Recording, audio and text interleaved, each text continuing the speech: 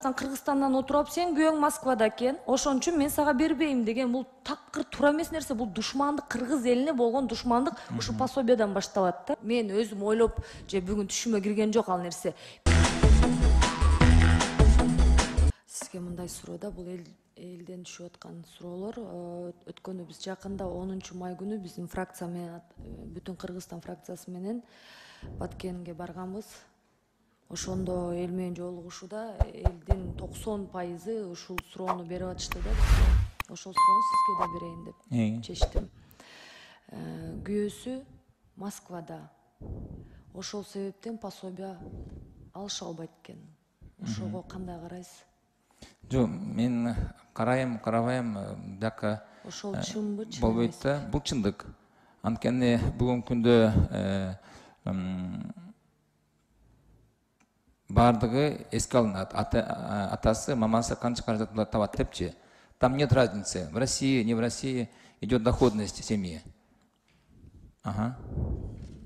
Россияга барып, бала чакасыны бакпаса, албай ушу Кыргызстанда кайсыл жерде иштеш керек? Россияга барып иштейт да. Чет жакка барып иштейт да, өзүңдүн мекениңде жумуш кыйратылбаган жумуш жок болсо. Ошол бизге керек беле? Ошол сенин аялың же күйөөң Москвада, ошондуктан сенин балаңа 200 сомдук пособияны бере албайбыз деген. Бул туура эмес нерсе деп ойлойм бул деген. Силер туура түшүнгүлө. Туп-туура түшүнүп атабыз. Пособия. Элге түшүндүрүп коюңуздар. Мен элге барып атам. Көрө элекпиз барганыңызды. Как?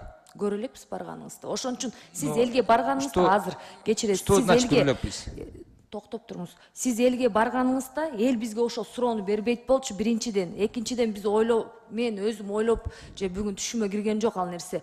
Бизге 90% аял заты кайрылып атат.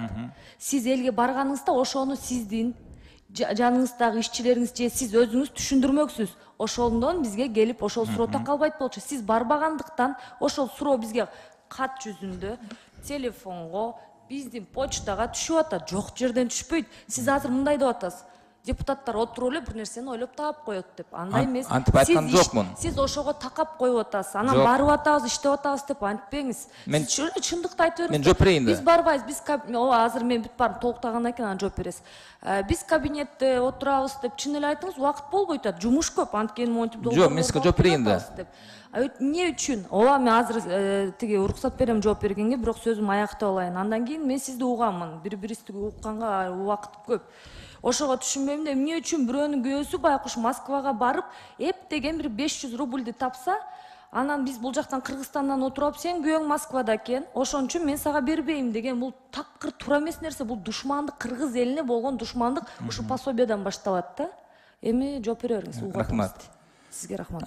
Мен сиз азыр айттыңыз Баткен областы деп. Мен Баткен областына 2 жолу баргам, өзүм жеке. Анан монтип элдин баардыгынчы чогултуп алып, пособия алуучуларды, жана сиз айткандай аксакалдарды, майыптарды 200-300 киши болот эмечи залда. Ошолордун баардыгына мен чыдап, спокойно бүт баарын түшүндүрмө өзүм жеке берем. 3 саат болобу, 4 саат болобу.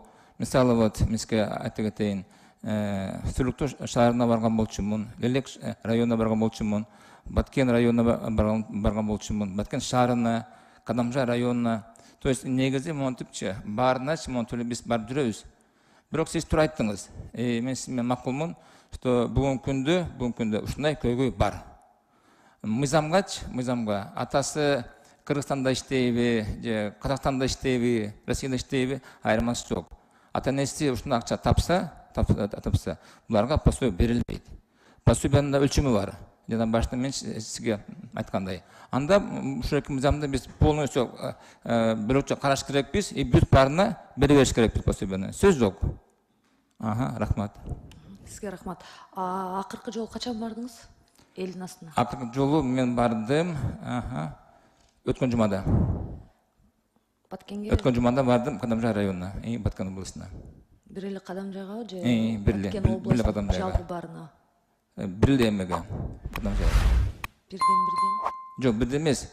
Акыркы жолу барганым ошо болгон. Жакшы, рахмат. Рахмат. Ишиңизге ийгилик.